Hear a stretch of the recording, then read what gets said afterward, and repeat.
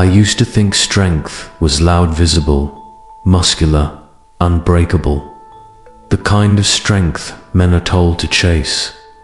But it was a rainy Tuesday when I learned how wrong I was. I had just gone through a brutal breakup. I was angry, not just at Herb, but at myself, at the world. I kept asking the same toxic question. What do women even want? My apartment felt like a cave of bitterness. Unwashed dishes. Silence. My reflection started to look like a stranger. That week, I visited Edward, my old literature professor, and a man of quiet wisdom. He had a way of making you uncomfortable and healed at the same time. We sat by his fireplace as the rain tapped on the windows. He handed me a worn-out book and said, "Tell me what you see." It was a charcoal sketch of a woman, simple, serene, powerful. He said, "She's not perfect, but she's loved, and that's why she shines." I rolled my eyes.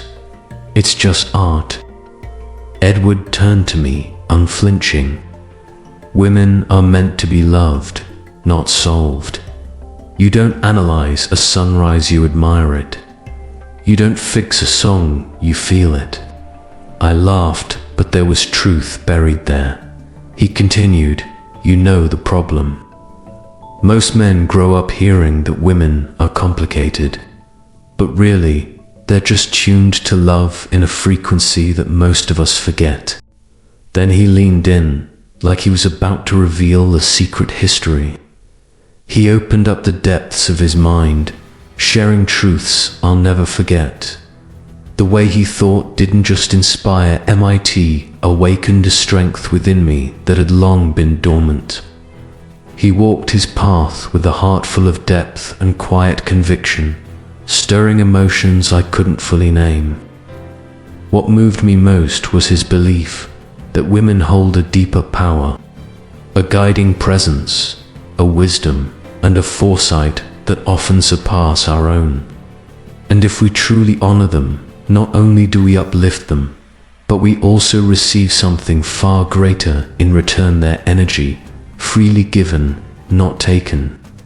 In that sacred exchange lies a source of strength far more profound than domination or desire. Love unlocks power. Edward leaned forward, eyes steady. "Let me tell you something no one taught us in school. When you love a woman deeply, you don't make her soft. You make her sovereign. Real love doesn't shrink her, it sharpens her." He told me about Nefertari, queen of ancient Egypt. She wasn't just a royal figure, she was a force. Her husband, Ramses II, didn't simply place her beside him, he elevated her.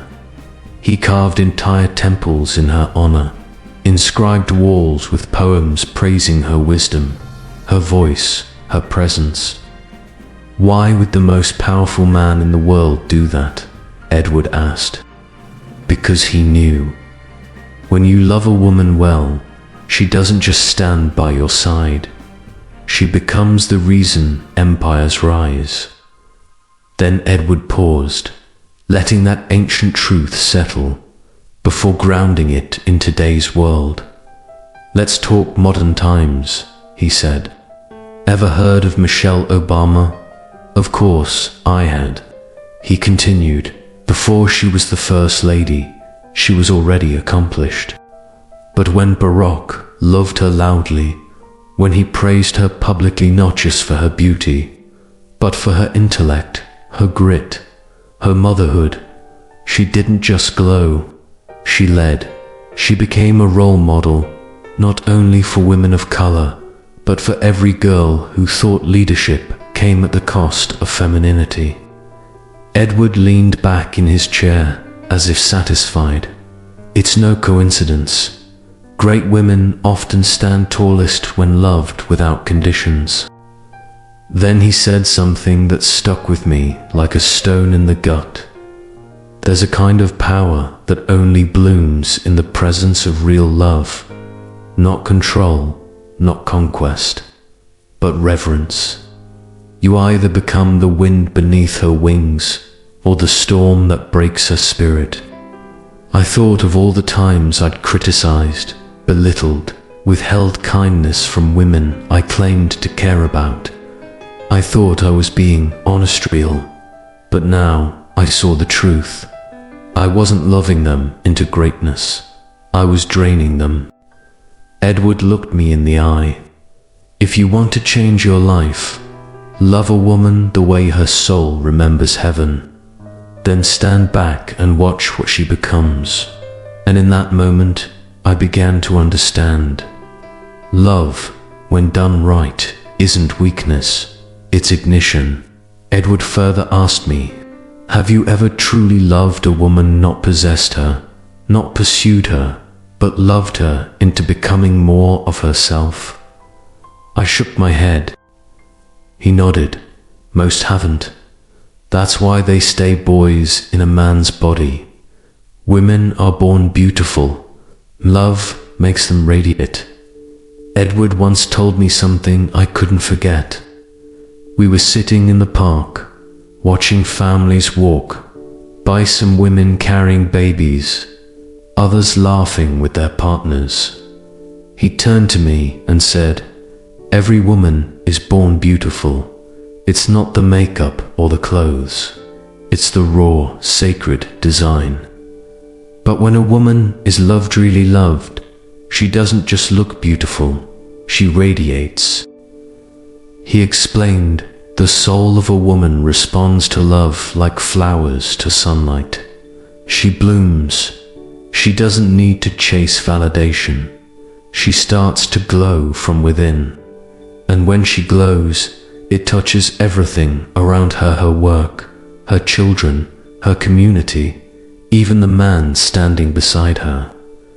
Then he gave me the story of Fatima Al-Firi, the woman who founded the world's first university in Morocco in 859 AD. She was wealthy, yes, but it wasn't just resources that made her build something that would last over 1,000 years. It was the support and spiritual encouragement of her father and community, especially the men who believed in her. Their love wasn't romantic, it was reverence. It gave her the confidence to move mountains. Then Edward pulled me into the now. Have you noticed how Blake Lively shines? He asked. I nodded. It's not just her talent, he said. It's the way Ryan Reynolds loves her publicly, consistently, joyfully. They're always teasing, laughing, praising each other without fear of looking soft. That's not PR. That's real admiration. And it's made her more of who she already was. That's what love does, it amplifies. I started to look around differently after that conversation. I noticed how women's posture changed when they felt appreciated. I saw their eyes light up when someone noticed their effort or told them they mattered. It was like watching a dull sky slowly turn golden at dawn. Edward leaned in and said, you want to know a secret? The world tries to convince women they're not enough, too loud, too soft, too emotional, too ambitious. But when a man loves a woman without trying to fix her, just sees her as she is, she becomes unbreakable. And I realized then, beauty is not something to be added to a woman. It's something to be unlocked by love. Lesson 3. She's not your opponent, she's your weapon against the world. One afternoon, I was venting to Edward about a conflict I had with my partner. We'd been arguing a lot, silly things that turned heavy things that went unresolved. I said, I feel like she's always pushing back, like it's me versus her. He didn't nod. He looked disappointed. Then, calmly, he said, you've already lost the moment you see her as your rival. She's not your opponent. She's your weapon, your shield, your firepower. your strategic advantage against the world." That line shook me. I'd never thought of it like that. He told me about Queen Isabella of Castilla, historical powerhouse who wasn't just a queen but a strategist, a reformer, and a visionary. When she partnered with King Ferdinand, she didn't shrink. She sharpened the kingdom. Their unity was far from perfect, but it was powerful because they fought battles together, not against each other. Then Edward added another story, one that few speak of today. "Have you heard of Theodora, wife of Emperor Justinian?" he asked. I shook my head. He continued, "Theodora was born to a bear keeper in a circus. By all social rules of ancient Byzantium, she wasn't supposed to rise. But Justinian saw beyond the surface. He saw her mind, her resilience, her vision.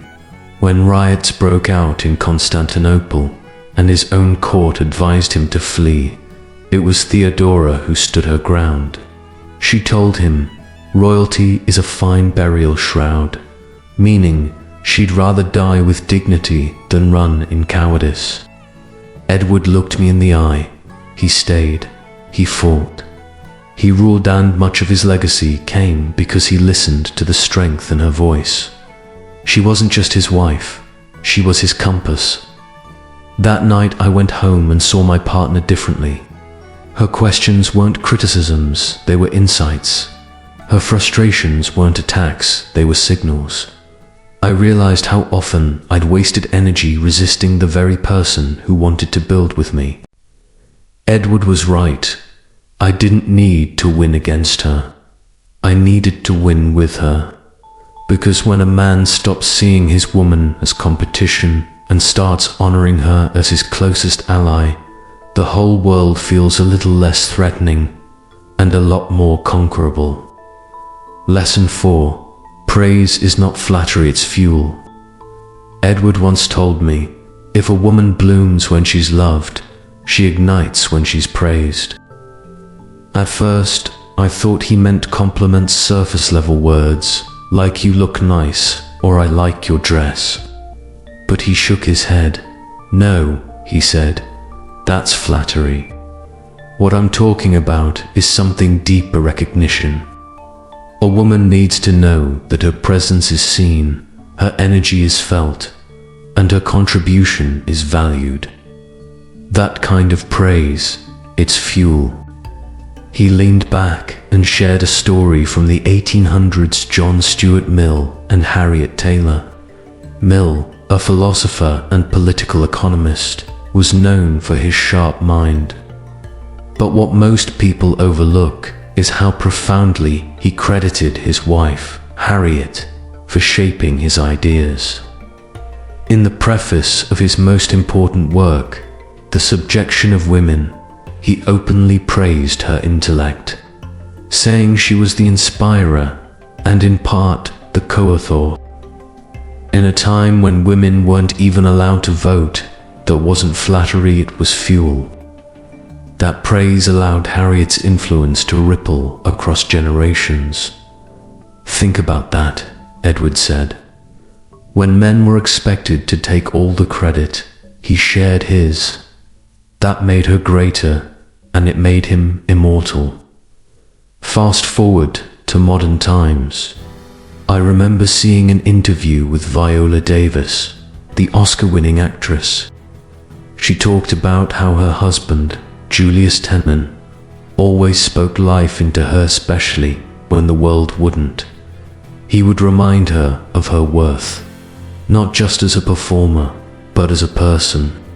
That constant stream of genuine praise didn't inflate her, it stabilized her. Praise, Edward said, is a mirror. When done right, it reflects back the brilliance she may have forgotten. I started to try this with the women in my life. Not empty compliments, but real recognition. I told my mother how her daily sacrifices shaped my resilience. I told my partner how her emotional intelligence saved me from self-sabotage. I praised not to manipulate, but to magnify what was already there. The results were astonishing. They stood taller, smiled deeper, gave more, not because they were finally being loved, but because they were finally being seen. Praise isn't a performance. It's permission for her to shine. Setbacks and realizations. Of course, it wasn't always smooth. I wish I could say that after Edward's wisdom, I instantly became a better son, partner, or man. But the truth is, life tested me. There were days I forgot everything I'd learned. I raised my voice when I should have listened. I withdrew when I should have leaned in. One evening, I caught myself dismissing my sister's feelings over a simple disagreement, brushing her off with a thoughtless, "You're overreacting." The moment I saw her expression hurt, silenced, I realized I had betrayed everything Edward had taught me. That night, I sat with Edward again. He didn't scold me. He just asked, "What does love look like when it's hardest to give?" That question haunted me for days. I had learned that love unlocks a woman's power, that beauty was her birthright, and love made her radiant. I had seen how a woman could be your most powerful weapon, and how praise wasn't flattery but fuel. But here's what I hadn't fully grasped. These truths only work if you live them during storms, not just in sunshine. Edward told me, real love shows up when ego wants to hide. It's in the apology that feels uncomfortable, the patience that feels unfair, the respect you offer, even when your pride's been bruised. So I started again, humbler this time. I apologized to my sister, not just for the words, but for the habit. I began practicing intentional love, not just as a feeling, but as a discipline. I praised even when I didn't feel like it. I stayed when it was easier to walk away. One loved not because it was convenient, but because it was right. And slowly, I watched the women in my life transform, but not as much as I transformed with them. Because here's the final truth. You don't just love a woman for her sake. You love her for yours. When a woman is truly loved, praised, and protected, she becomes a mirror to your best self, a source of strength in your darkest hour, and a quiet revolution that shifts the world inside your home and far beyond it. The final shift, from me to us. I began hosting monthly dinners, inviting old friends, artists, mothers, students. I just asked one question: what makes you feel loved? Stories poured in, not about diamonds, but about being remembered, being heard, being safe. One woman, a widow in her 60s, said, "I just wish someone would ask me what I'm dreaming about." I asked. She cried. That night I realized something profound. We don't need to fix the world. We need to feel it. And women, when genuinely loved, are the heartbeat of that healing. Conclusion: a love bigger than romance. Today, I'm still learning, but I know this. Love makes women bloom. Praise makes them powerful. And when men stop trying to own women and start honoring them, we don't just restore relationships, we restore culture. It's not just romantic, it's revolutionary. As Edward once said, women are meant to be loved, not just by someone, but by everyone who dares to see beauty as strength. And if you ask me now, I'll tell you, the oldest religion is not a doctrine. It's not in temples. It's in the way we love women. Because when we love them rightly, the world becomes what it was always meant to be, sacred. As I look back now, I realize Edward wasn't just teaching me about women. He was restoring a forgotten truth buried beneath centuries of ego, noise, and neglect. That women are not puzzles to be solved or trophies to be won. They are sacred forces to be honored, nurtured, and loved. The world keeps trying to reshape them, redefine them, compare them, and silence them. But Edward reminded me that long before society built walls of misunderstanding, love was the first language, and woman was its most powerful expression. From the strength of Khadijah, who stood by the Prophet when no one else believed, to the fierce grace of ancient queens like Hatshepsut, who ruled with wisdom, to the quiet revolution of mothers, wives, sisters, and daughters who carry entire generations in their hands. History has always whispered this truth. Love a woman right, and you'll unleash a kingdom. Disrespect her, and you'll destroy your own foundation. When I started applying what Edward taught, met truly loving, truly praising, and truly seeing the women in my life, not only did they begin to shine, but something extraordinary happened. I became more whole, more grounded, more alive, because love, real love, is not about dominance or silence or grand gestures.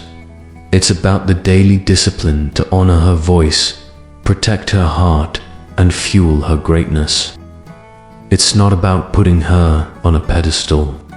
It's about standing with her hand sometimes, behind her when the world tries to dim her light. So if you've ever wondered what your strength as a man could look like, start here. Love a woman, truly, daily, deeply. Because when you do, you're not just loving her, you're healing yourself, your home, and maybe, just maybe, the world. The world doesn't need louder men. It needs deeper men who love with intention, protect with purpose, and praise with honesty. If you want to change your life, start by loving the women in it. Because when she rises, so do you. Respect her, praise her, stand beside her. The future begins there. Like, share, and subscribe if you believe this message can heal hearts and reshape homes.